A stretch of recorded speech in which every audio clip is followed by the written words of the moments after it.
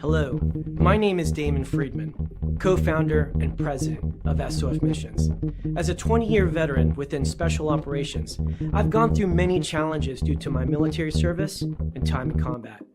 We felt called to start SOF Missions to serve our fellow brothers and sisters in arms, focusing on suicide prevention and resiliency.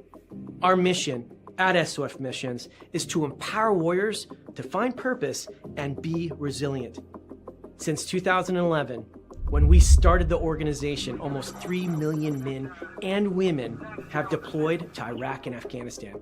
Unfortunately, the scars of war take a toll on their psychological, physical, social, and spiritual health. Many veterans feel a sense of hopelessness and a loss of purpose when they return to civilian life.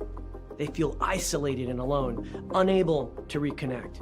And in the greatest of tragedies, over 20 veterans lose all hope and take their own lives. Our goal at SOF Missions is to provide veterans the tools and resources so that they don't become a statistic. We offer a unique approach to combating veteran suicide through a whole health intradisciplinary model. The Be Resilient program is a 4-pillar methodology that addresses the areas of psychological, physical, social, and spiritual wellness. We provide care through 3 delivery methods: medical clinics, retreats, and educational training. Since we started back in 2011, we have been able to reach veterans in all 50 states and have served over 3,000 veterans through the Be Resilient program. Being resilient is a multifaceted and complex issue. We know that to find a lasting solution, we have to address the whole warrior. Many challenges cannot be solved by providing the treatments and modalities of just one component, but by tackling them all. Now, we've expanded our services to include law enforcement and first responders.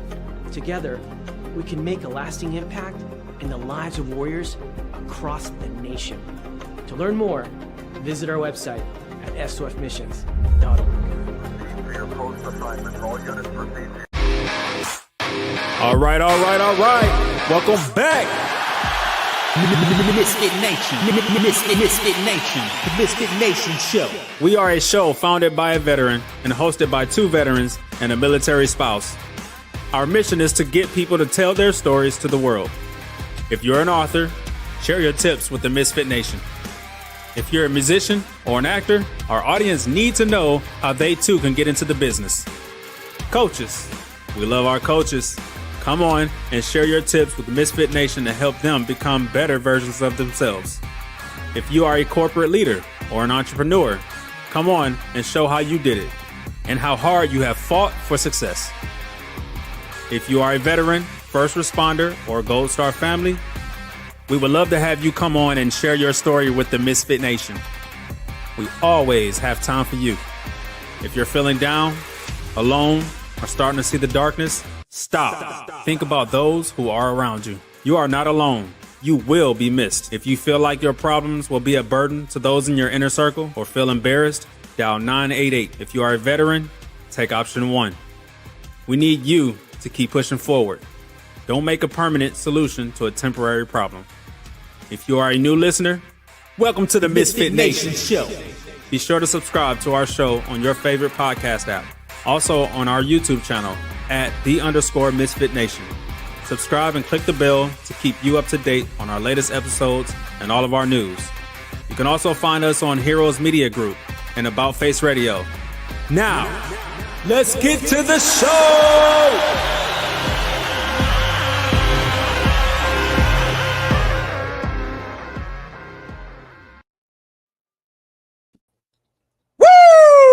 You got Jake the Snake Lacey tonight.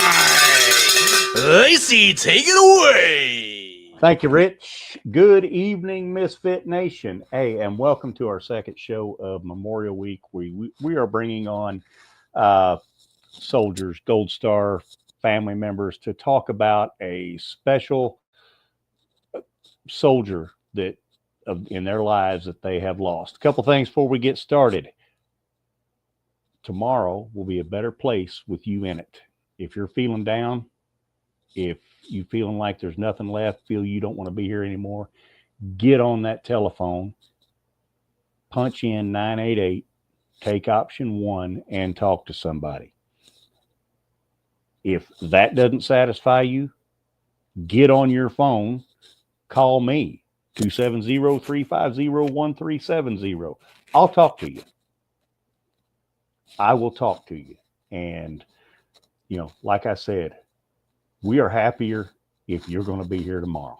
So with that being said, if you are listening, if you're not listening live and you're listening on one of our other streaming platforms, welcome to the show, and hope you enjoy it.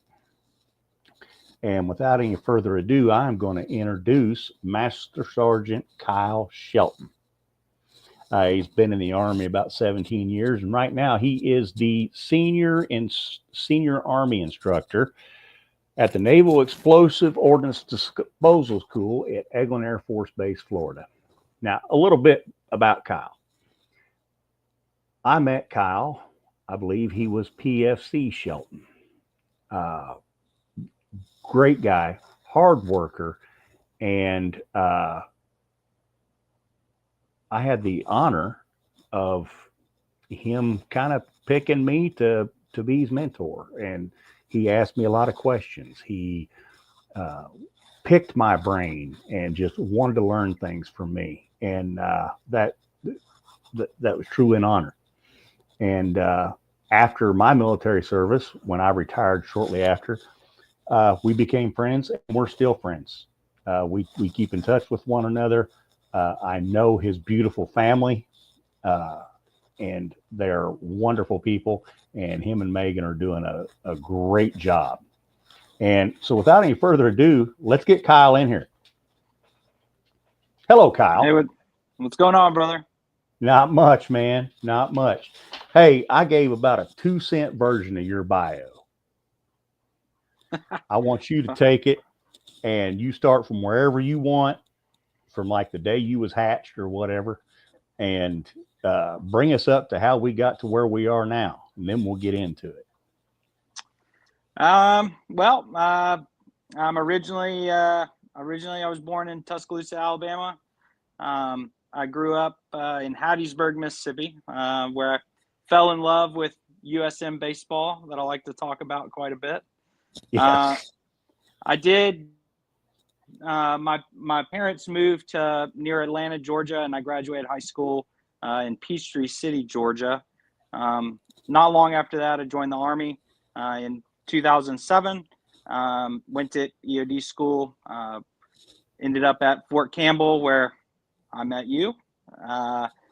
One of the best people I've ever met in my life. I was listening to the intro and kicking it off, and I just got to say, I kind of got choked up.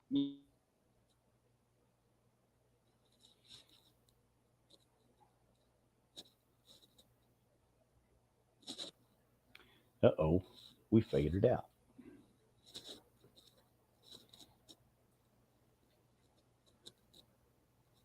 Okay, you're back. Well, being from the South, I'm not very good with electronics, so. Where did I cut out at? I don't know. You was talking about getting choked up. Yeah. So I was listening to the intro and kind of getting choked up.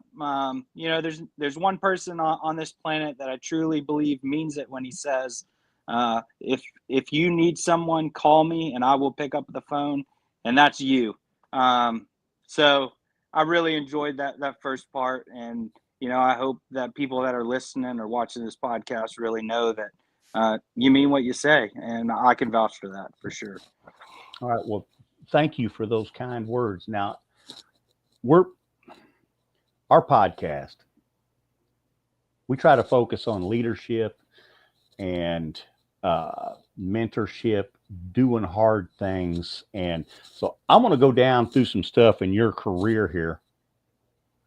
First of all, I need to explain, and you can help me explain, the unit that you were in when I met you.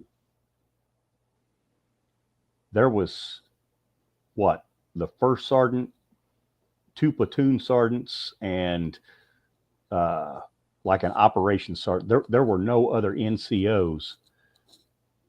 Shut up, Stephen.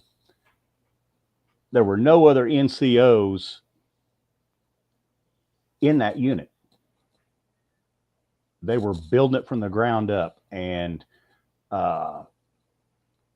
you know, and it was trial and error. We'd take a specialist and say, okay, you're an EOD team leader now.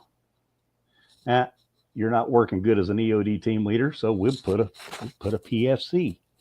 And I tell you what, it was really a trial by fire, and it says a lot about you young soldiers coming in, about the pressure that you could handle with that. But you took all that, went to Afghanistan, did great things there, and went to Korea. And I kind of want to talk about, because I talked to you a little bit about when you went back to Korea. About can you talk about what you were doing over there yet? Yeah. I think we're far enough down the line that I can definitely talk about it. Yeah. So while I was in Korea, you know, like most EOD techs, there's a mission that comes down, and everyone in the company is basically like, I don't want to do that. It's too high profile.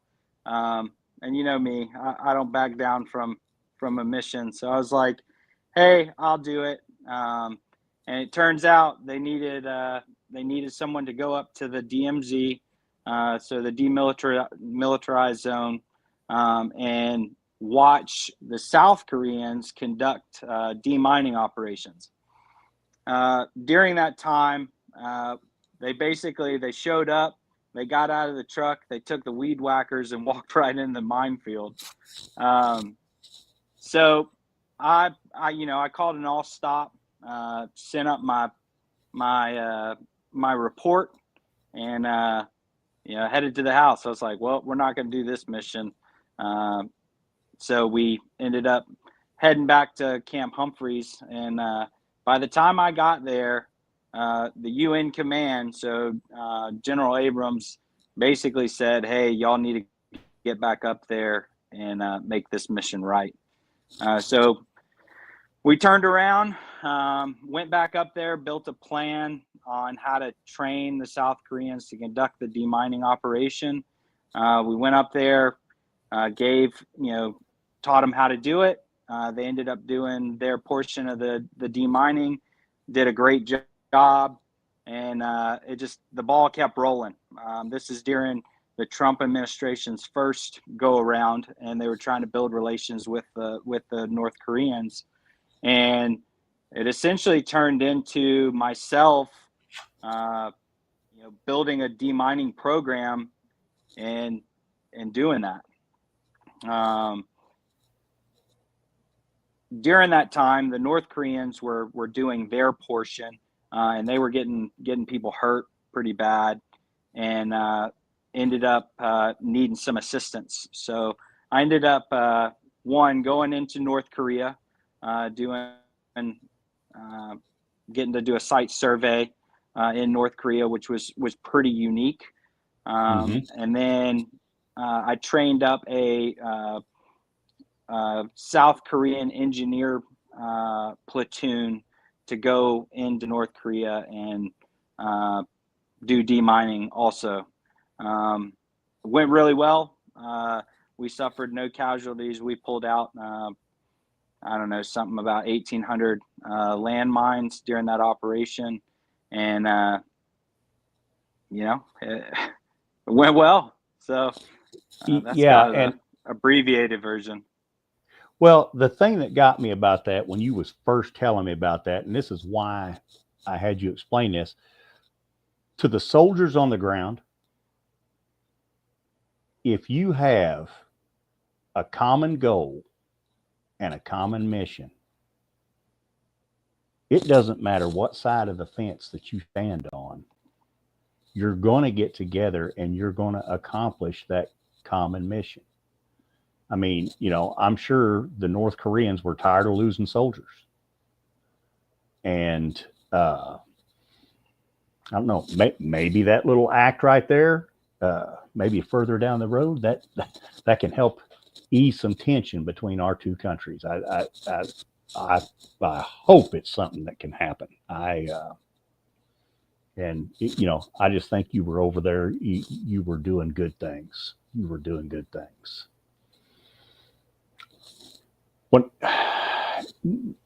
Now we're going to shift a little bit because now, Kyle, I think you know me better than to know if I'm a fan of that movie or not. So, Yeah, are you a fan? well, I mean, look, Hollywood has their way of doing movies. It was very successful, won a lot of awards. And honestly, it brought a little light to our career field, which has been, historically, kind of behind the fence. No one really knew what we were doing. It brought a lot of good light to it. So in that standpoint, sure, I like the movie. Is it accurate? No, not really. But Well, I tell people there's a few things that are accurate about the movie. The United States Army was in Iraq. There were IEDs in Iraq. There were EOD technicians in Iraq that took care of said IEDs. And then that scene where the team leader and team member are in the hooch arguing and they start beating the crap out of one another. That happens. yeah, for sure. It does definitely happen. Now, over the years, I know that you have had a lot of people that have touched you and formed you and made you into what you are today. And I'm going to mention, actually, I'm not even going to mention the person's name. I'm going to mention what he used to tell everybody. And then we're going to talk about this man. Do you want to be good or do you want to be great?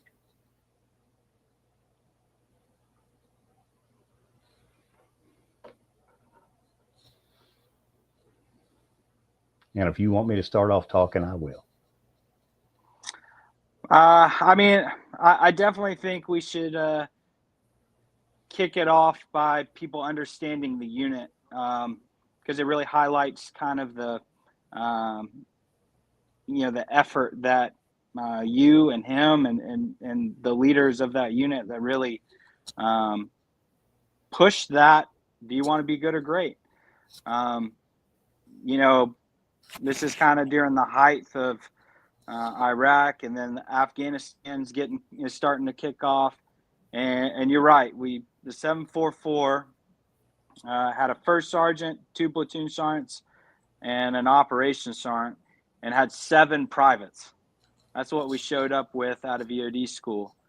Mm-hmm. And basically we showed up, and he said, y'all said, hey, if you stick around, we will work on getting you to be a team leader, and then we will deploy somewhere. And honestly,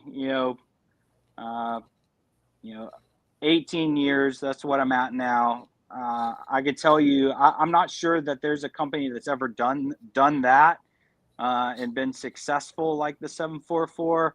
And I'm not sure they ever want to try again, just due to the, how difficult it was to take, individuals that really have no understanding of EOD, because coming out of EOD school, the basics, right? You're Mm-hmm. good enough to fall into a team and basically not get yourself killed. And we were, pushed into these leaders, and, it was tough.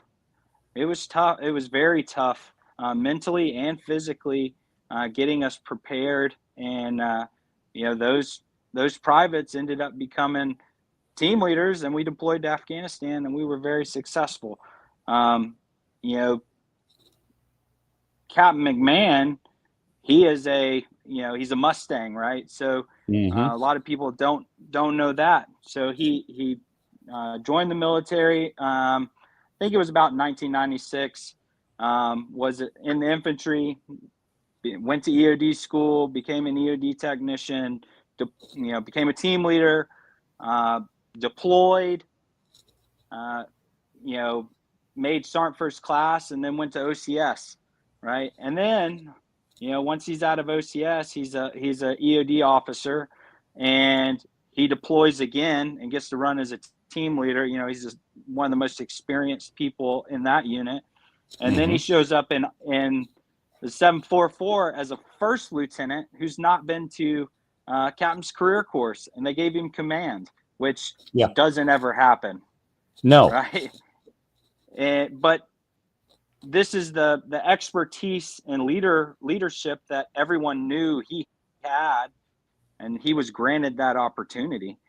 So he takes over command of a company that has 7 privates that he's got to make into team leaders. So, there's a lot of adversity and difficulty that he's having to overcome to try to build readiness in a unit.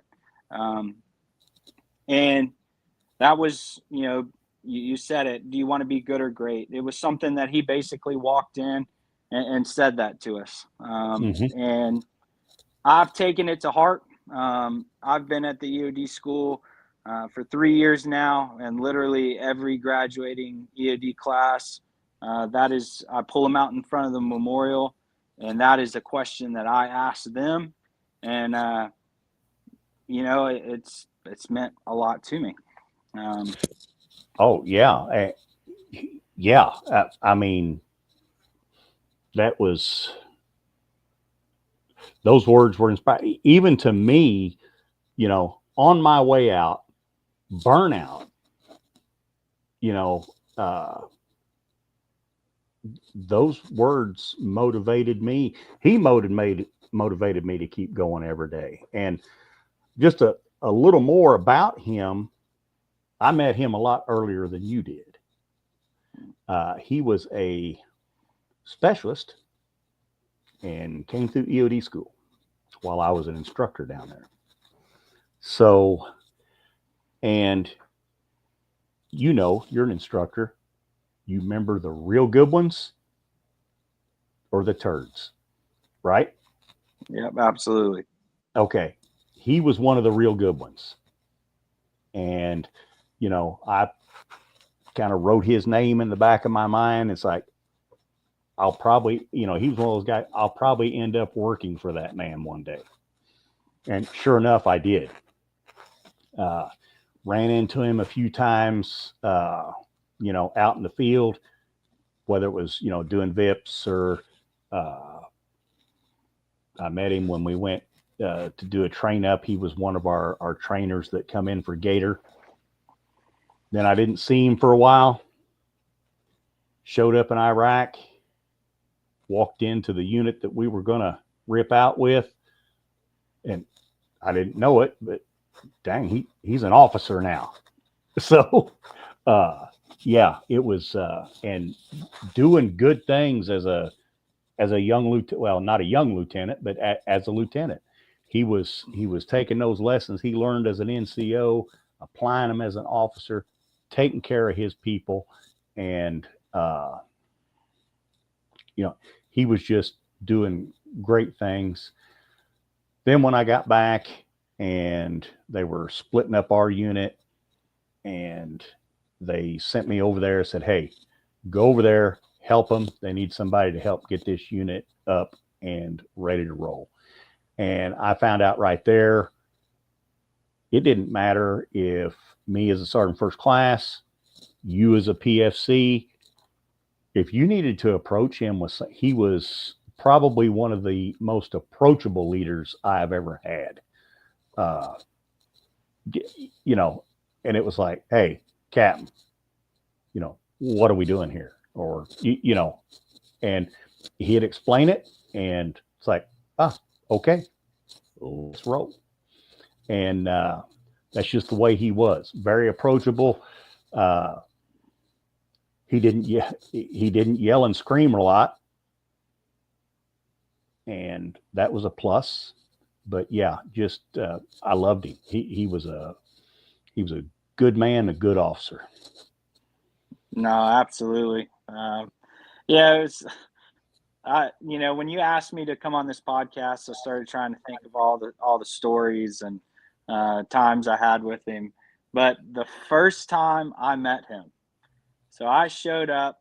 We had done PT, went and did hygiene, came back to the unit, and walked in. They introduced him to us, and he was like, "Hey, who's Shelton?" And so I raised my hand. He goes, "Hey, I need you to get in my truck." And I'm like, "Oh, okay." And so I go get in the truck with him, and he's got a Dodge Ram pickup truck. Mm-hmm. And he's like, "I heard you know where all the good hunting spots were." And I was just like, it's like, all right. So he drives out the back gate there at Fort Campbell, and we're riding around, and I'm showing him some places I've been stalking some stuff, and we end up seeing a group of turkeys. And remember, I just met this man. I don't know anything about him, and so we see this group of turkeys, and he goes, "Hey, reach under my back seat. There's a shotgun." And I pull out a shotgun, and he puts it out the window, and he shoots a bunch of turkeys, and he goes, "Go get those things for me." This is day one. So, I run out there, I get them, I throw them in the truck, and we head back to the unit. That was the first thing, and I instantly was like, "All right, this is right up my alley." Yeah. So, avid hunter, got along real good with him. I love that story because it was definitely pretty eye-opening to be day one of getting to meet him. Oh yeah, especially when day one you have a go to jail moment. Well, growing up in the South, I can't say I never put a shotgun out the side of a car. So. Well, yeah, but probably not on a military installation. Well, I didn't know any better. I'm sure you remember the first time y'all did barracks inspections, and y'all come into my room, and I got my bow and everything in there, and I can remember y'all being like, what do you have this for?" And to this day, I was just like, why can't I have my bow in the barracks? I've been shooting does off the back porch for 2 months. So we ain't got no mess hall out here. How are we supposed to eat? So I don't know. It was right up my alley. Oh, yeah, I imagine so. Yeah, it was. Yeah, that was probably one of the bigger challenges, was keeping you guys toned down in the barracks. Yeah, definitely out at the back 40. No one near us. It was pretty wild. Yes, I am sure it was. Okay, so we got everybody trained up, did everything that we had to do, got the unit set, got a few more people into the unit to kind of get everything plussed up a little bit. Took our trip to JRTC. That was fun, wasn't it? It was pretty fun. Definitely did a lot of learning, and had a good time. Yes. And then we get back from there, and it's time to deploy. So, everybody, and I will tell you, after you all deployed, I walked around that place lost for like a week. Me and Palmer both just walked around like we were lost, and we didn't have anything to do, and it was kind of sad. But go ahead and take us into the deployment, if you don't mind. Yeah, so we deployed to Afghanistan May of 2010. We went to RC East in support of 1st Brigade 101. We ended up, our headquarters was out at Jalalabad. Mm-hmm. And we basically broke down into, I think, 9 teams at like 7 different locations. I mean, we were pretty spread out as a company. And so, I mean, it started off super quick, and it went kinetic super quick. Mm-hmm. We showed up day 1 at Jalalabad. I started doing a right seat with the team that was there, and we went out on mission. And literally, that first mission, we had guys hop out with RPGs and shoot them right at the truck. I mean, that was day 1. Yeah. So it was pretty eye-opening real quick. From an EOD standpoint, it was not overly crazy. It was not. We weren't running IEDs in the numbers that y'all were running in Iraq, but we were dealing with some pretty kinetic operations going on. And then additionally, it was, we were having to do a lot of dismounted IED work, and up until that point, we had really focused on training on how do we run with a truck, working in an urban center, that kind of thing. And so getting on ground, it was really trial by fire, figuring out how to do a lot of this stuff dismounted. So that's kind of how it started. I was one of the last team leaders to actually get a run in IED. It was just bad luck. I seemed to run all the post blast or the caches. I just never could get an IED. And so it was kind of funny and ironic. Mac was actually out with me, and we got a call out to an IED. And so my first one, we go out there, we show up, and we're on this road that's cut through the mountain. And so it's basically mountain face to road to a huge drop off into a river. And so we show up, the A&P had found this IED, and it was in a culvert. We ended up, pulling up, sent the robot down. We were able to get a hold of the RC device that was with it. And towards the end, now it's the time to get the IED out of the culvert. So eventually I had to basically shimmy myself on this cliff face out to this culvert, where it pours out into the river. So I shimmied myself out there. I got in the culvert, and I heard someone behind me, and I was like, oh my gosh, who's that? And I turn around, and it's Mac. He's right behind me. And I'm like, what are you doing here? And he was like, oh, I wanted to see you bust your cherry, And so, I went in, had to go in, did some stuff there, was able to remote pull the jugs out. And so he was there for the first IED I ran ever. So it was pretty cool incident for sure. Yeah, I am sure it was. Hey, we're going to take just a few minutes here.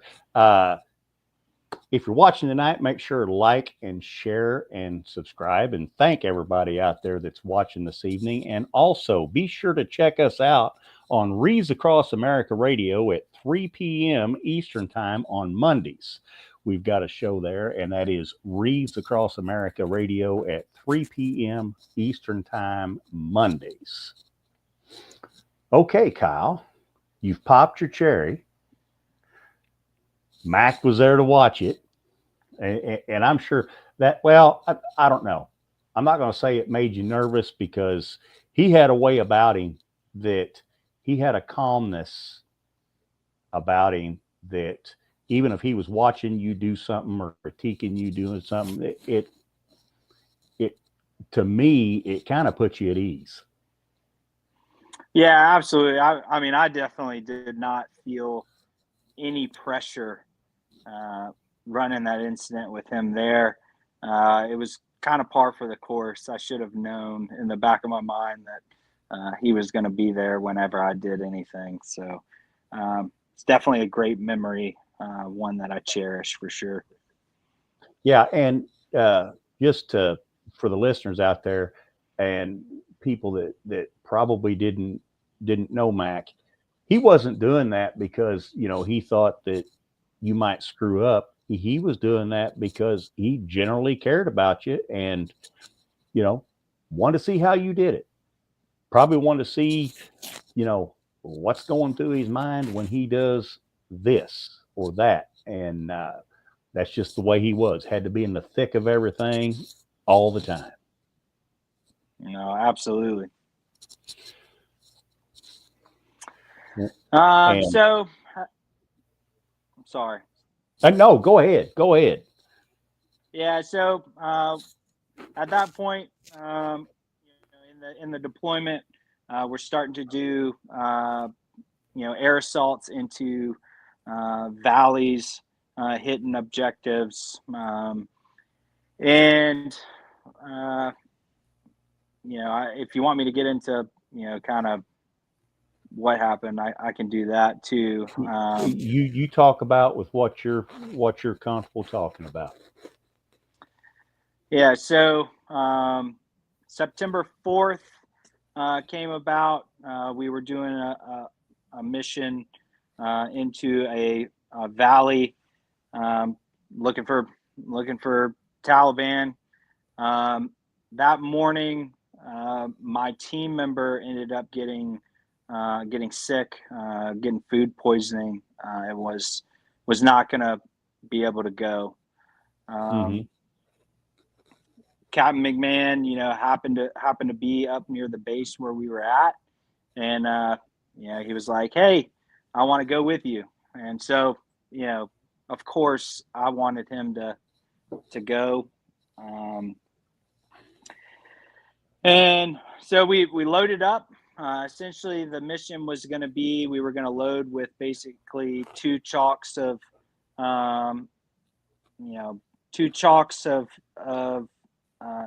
infantry platoons hitting different objectives. There were going to be two EOD teams on ground.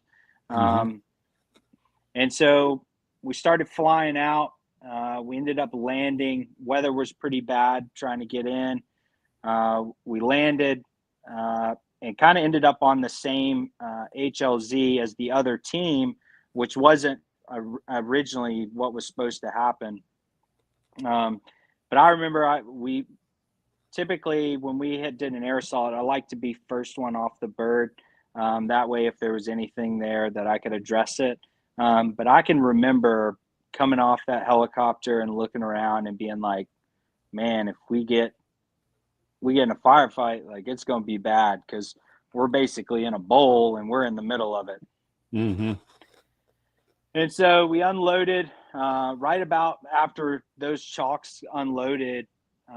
Weather just went terrible. The rest of the forces couldn't get in, and we were told to, hey, let's hunker down, and if weather lightens up, we'll either get the rest of the men in, or we'll return to base and scrap the mission. And so we took up defensive fighting positions and just kind of waited it out. Kind of how I explain it is, that scene in Forrest Gump where the rain is just it's blowing every which way, and then the sun comes out and everyone's like, "Oh, this is great," and then just all hell breaks loose. And that's what happened. So the first thing that happened, I remember I'm sitting on the side of the mountain, and I have the outer shell of my sleeping system kind of wrapped up, and I'm just trying to keep out of the rain and the cold.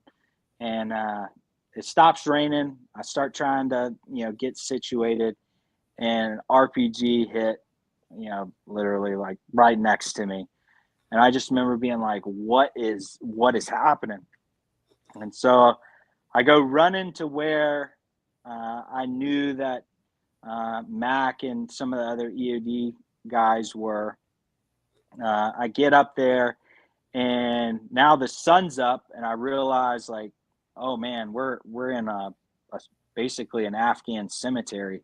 They like to stack all the rocks up in nice little squares and all that. Mm-hmm. But that's it. That's all the cover we have.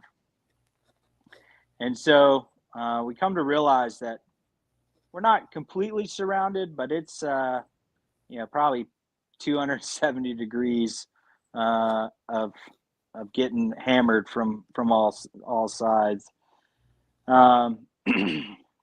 So we push back behind what limited cover we have, and basically we get the one EOD team and my other team member kind of behind cover, and then on the outside it was me and Mac, and Mac is in front of me.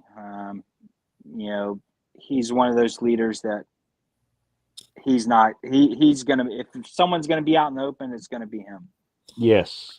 And so he's directly in front of me. I mean, and all these, we're in a huge firefight. He is standing up. Every now and then he's standing up. He's calling out firing positions. He is, the infantry's shooting mortars. He's telling them where to bring it in. Like he is controlling the fight. This goes on for probably, 2 or 3 hours. And, one of the times, stuff is getting so close. I can remember him turning around and just us laughing about it. Like, man, dude, that was close. Did you see that? Yeah. It's just that moment. It's kind of hard to describe unless you've been there. Like, it can be so chaotic, and you can still have a laugh, right? Yes. And so that happens, and then all of a sudden, I see him, basically face first into the dirt, and I was in shock, really. I reached up, grabbed him, and he had taken a gunshot wound to the temple, and I thought he was dead, to be honest. And so I ended up just dumping mags, pretty much out of anger. I don't know what I was shooting at, anything like that. And I ended up, dumping a couple of mags, and then, trying to pull him back. Medics coming up there, and then medic said, "Hey, he's alive." And I'm like, there's no way. Yeah. And he's, basically trying to get up and trying to get back in the fight, which is, knowing that the man, right? No doubt in my mind, like, yeah, he's trying to get back in the fight. We ended up in very limited cover. We're having to push people out of cover so the medic can work on Mac. And finally, we're like, hey, some of us need to move and get to other cover. Medic's going to work on Mac. And I ended up telling my team member, who was Christopher Zip, he was with me, and he was helping the medic work on Mac as we were engaging other people. And I told him, hey, I'm going to go with the other team. We're going to move over, 200 yards in another place to try to get some sort of cover, because there's none, and we're all going to get shot. And so I ended up moving with the other EOD team, leaving my team member and the medic, and there were a couple of infantry guys handling that area, and we ended up fighting for another 3 or 4 hours trying to wait for medevac to come in. And finally air kind of got a little better, and next thing we know, Apaches roll in and just start laying waste. It wasn't until later that I found out that the Apaches that did show up, they were told not to come because they couldn't get in there because of weather, and they could hear everything going on the radio, and they decide we're going. And so they clipped the tops of trees getting into the valley, and lo and behold, the second they showed up, weather went good, and they were able to lay waste on the enemy. I think they got like flying crosses for that. Like, it was a pretty big deal. Really appreciative of that. Yeah, a lot of people try to talk about how spoon-fed a lot of aviators are, but I tell you what, when there's times when you really need them, they're gonna be there. If anything is possible, they are going to be there. So I'm glad they showed up for y'all. Yeah, so at that point, medevac was able to get in. Medevac came down under super heavy fire.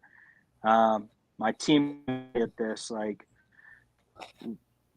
so Christopher Zip, I see him pick up Mac, and he starts hauling him through the most hellacious gunfire I've ever seen. I mean, just things were, snapping all around him, stuff going off, and him and an infantry guy get Mac to that bird.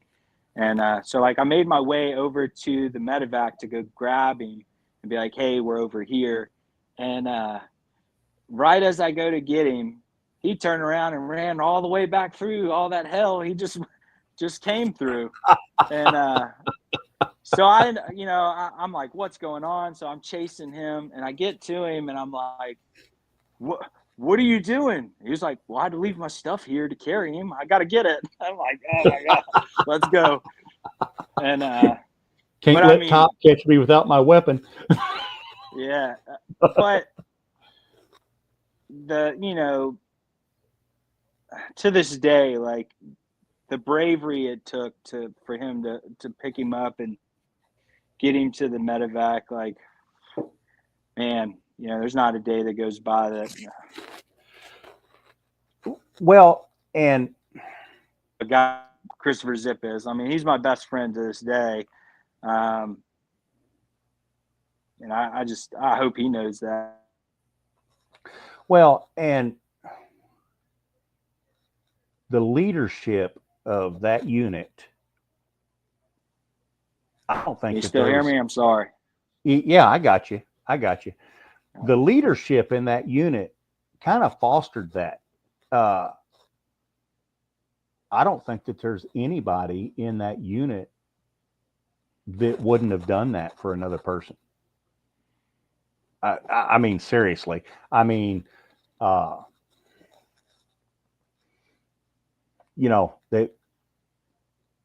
That kind of dedication to each other, and that goes a lot on Mac and the First Sergeant Zeller that was there at the time. That goes a lot on them. They instilled that, hey, when we're out there, we're all we got, and you have to be there for one another. And I think that's one of the great things that they instilled in that unit, because no matter how much everybody fought and bickered, it was a family. Yeah, absolutely. And so we got Mac on the medevac, and it took another couple hours to get all of us out.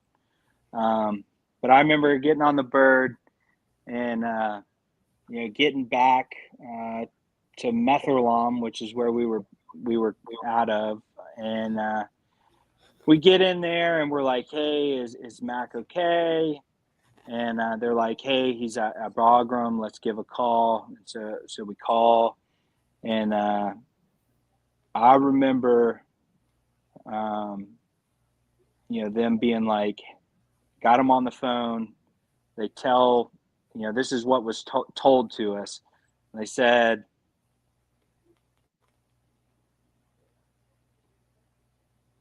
can you still hear me? Yeah, I'm sorry. that's okay. So, and this is what was told to me is they said, hey, they told Mac, hey, the boys made it. And then they said, oh man, he flatlined. I don't know how true that is, but like, in my soul, I have no doubt that he held on till he knew all his troops were back and in one piece. And, then headed out. Well, I tell you what, we lost a great soldier, a great friend, a great American that day.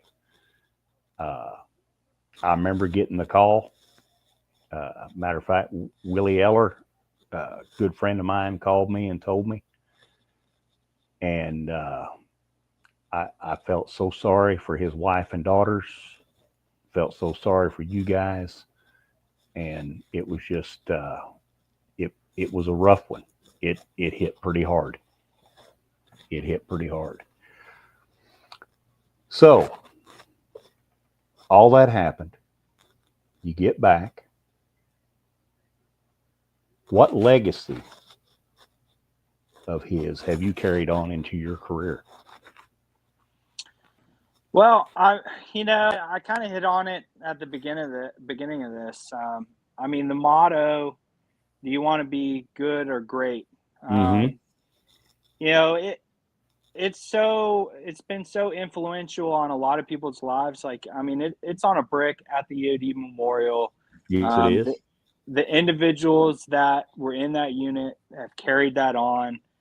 Everywhere I've gone, I've tried to be a leader that, one, genuinely cared about people, right? Because that's what was instilled in me.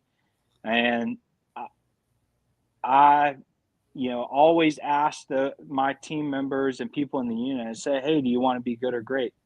And now that I'm here at EOD school, I'm making EOD techs every day. And I typically take out every class that's getting ready to graduate. We go out to the memorial before they have graduation. I sit them down. I talk about Mac. I talk about other brothers and sisters that are on the wall. And I leave them with the last thing I say is I say, hey, do you want to be good or great? And, I'll ask anyone that. And it's real simple. And you can apply this to pretty much anything in your life. If you want to be good at something, it's real easy. You show up on time. You do what you're supposed to do day to day. You're going to be good. Yep. But to be great, you're going to have to put in effort that no one else is putting in. You're going to have to make sacrifices that no one else is wanting to do. Yep. And what I tell the EOD classes, I say, hey, I want you to think about all those instructors that taught you over your time here at NAF school. I want you to think about now your new brothers and sisters that are on the wall.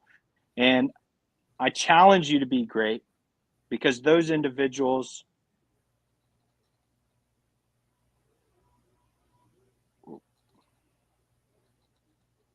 still there?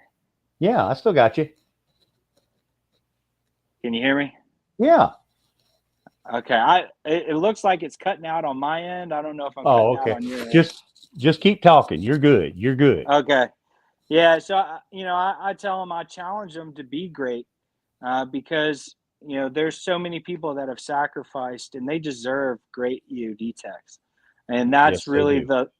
that's the last thing I say to them right before graduation. And, it's meant a lot for me. I think emotionally, mentally, the last 3 years to really be able to do that.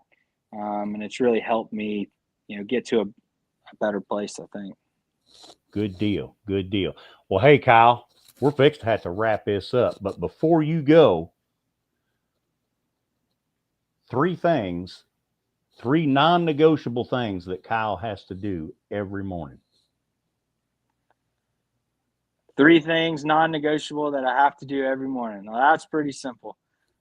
Brushing my teeth is number 1. My wife and telling her I love her. And then I never walk out of this house without my kids knowing that I love them. And I'm going to see them when I get home. All right. Well, hey, that's great. Kyle, it has been amazing talking to you. Great to see you. And I got to say, I am proud of what you're doing down there and doing great things. And thank you for coming on here tonight. MisFit Nation, we love you. Remember, tomorrow will be a better place with you in it. If you're feeling the darkness, 988, take option 1 and find somebody to talk to because we want you here tomorrow. And also remember, Reads Across America Radio, 3 p.m. Eastern on Mondays. Well, that's all the time we got for tonight, MisFit Nation. Thank you for joining us. We love you.